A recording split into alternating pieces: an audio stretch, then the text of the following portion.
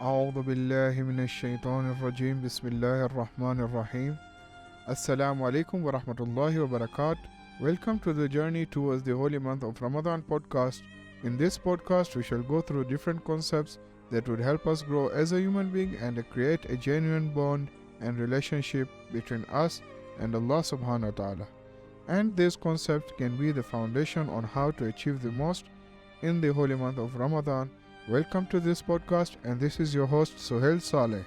This is the 8th episode of the journey towards the holy month of Ramadan, and today we are going to discuss again a part of the book, How to Pray a Good Prayer.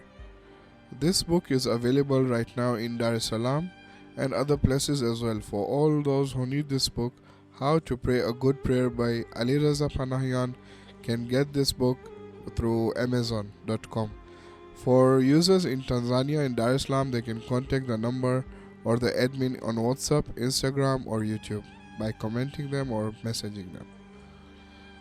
Today's topic will be about, would you like to have a spiritual mentor who guides you in your spiritual growth and helps you in solving your problems?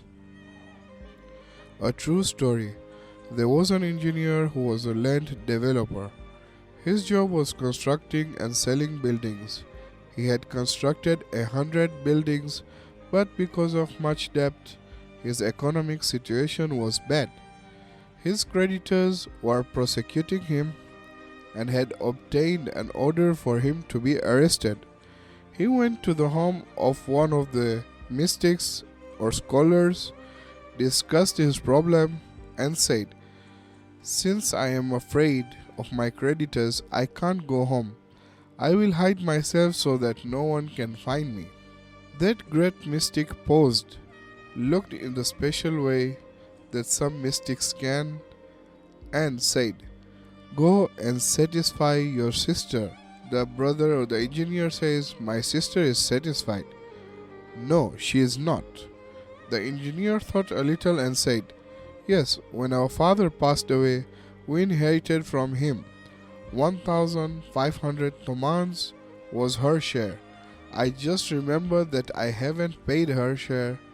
Immediately he got up, went, came back after a short time and said, "I gave 5,000 tomans to my sister and satisfied her." The mystic was silent briefly, and after he had looked again, he said, "She is not satisfied yet."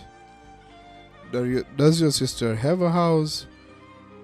"No, she is a tenant." "Go and put one of the best houses that you have built in her name and give it to her." "Sir, I have a partner. How can I?" "I don't know any more than that. She isn't satisfied." Finally, the engineer went and put one of those houses in his sister's name. He put her furniture in that house and came back. Then the mystic told him, "Now it's fixed." The next day, the engineer was able to sell 3 of his houses, which he had built, and was rescued from his problem. I wish we had access to such mystics. Probably after hearing this story and similar stories, you wish that you also had access to someone like this. We wish there was someone or something that recognized our mental problems and helped to cure them himself. How good it is for a person to have a mentor who recognizes his pains and says, "You must do such and such so that your problem will be solved." Now that you are looking for a mentor, if I introduce a mentor to you, will you accept it? If you accept it, I will immediately introduce you a good mentor. Introducing a private mentor for you. All of us have a mentor named prayer. Prayer is a mentor for taking a person to God. Prayer is alive, has reason, moves, is active, is clear-sighted, and is aware. Prayer is not a personal habit or a public ceremony. Your prayer is an expert for you. Prayer is not a dead, spiritless activity that doesn't have any sense, any use for us. The prayer of each person works for him in accordance with him. If I love holding a position, My prayer will eliminate this love for a position. If I love money, it will eliminate that love of money. If I love carnal desires, it will resolve my carnal desires. If I am arrogant, it will eliminate my arrogance. If I don't have love for God, it will bring love for God. The prayer of each person knows what to do with him to correct him. What did the mystics do that they reached high levels? How do you think our elders, scholars, and the mystics reached high levels? With prayers. Going towards God is not reserved for just the scholars and mystics. Going towards God is not something you require expertise. It is possible that someone is an expert in talking about God.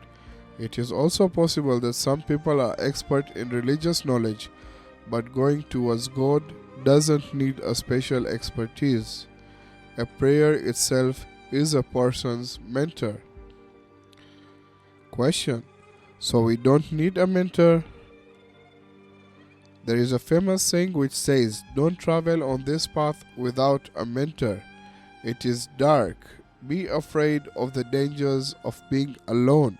Answer: if it is necessary for you, God will certainly send someone to help you.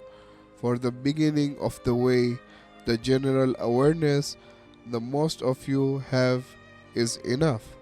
The commander of faithful Ali alayhi salam said, "What you need more is to act on what you know than to know what you don't know." And this is the end of this part of the book, How to Pray a Good Prayer. Wa alaikum salam wa rahmatullahi wa barakatuh.